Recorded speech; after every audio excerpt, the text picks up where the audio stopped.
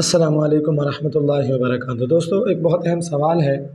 سوال یہ ہے، جس طرح طلاق رجعی کو شرط کے ساتھ معلق کرنا درست ہے، کیا اسی طرح طلاق بائن کو بھی شرط کے ساتھ معلق کرنا جائز ہے؟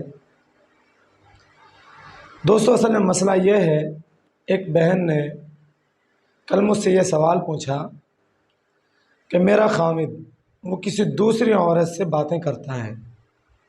میں نے کئی مرتبہ اس کو منع کیا۔ میرے خامد نے آگے غصے سے میرے لیے یہ الفاظ کہہ دیے، اگر میں نے آج کے بعد اس عورت سے دوبارہ بات کی تو میرا تیرا نکاح ختم ہے۔ یعنی جو الفاظ ادا کیے وہ غیر شرعی الفاظ تھے، یعنی میرا تیرا نکاح ختم ہے اگر آج کے بعد میں نے اس عورت سے بات کی۔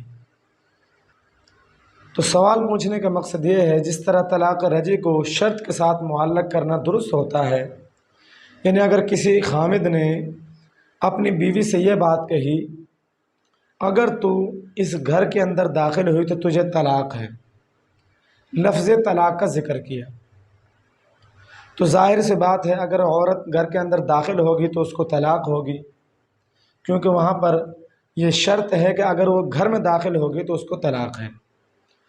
تو یہاں پر جو اس عورت نے مسئلہ پوچھا، اس بہن نے مسئلہ پوچھا کہ میرے خامد نے یہ کہا کہ اگر میں نے اس عورت سے دوبارہ بات کی تو میرا تیرا نکاح ختم ہے۔ اب یہاں پر یہ جو الفاظ ہیں، میرا تیرا نکاح ختم ہے، یہ الفاظ صریح نہیں ہیں، یہ غیر صریح الفاظ ہیں۔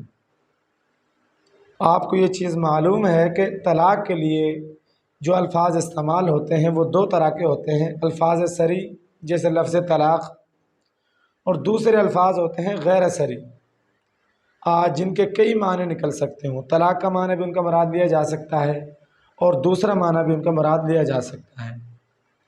اب یہاں پر جب اس کے خامد نے کہا کہ میرا تیرا نکاح ختم ہے اگر میں نے اس عورت سے بات کر لی، تو کیا یہاں پر نیت کی طرف دیکھا جائے گا یا نہیں دیکھا جائے گا؟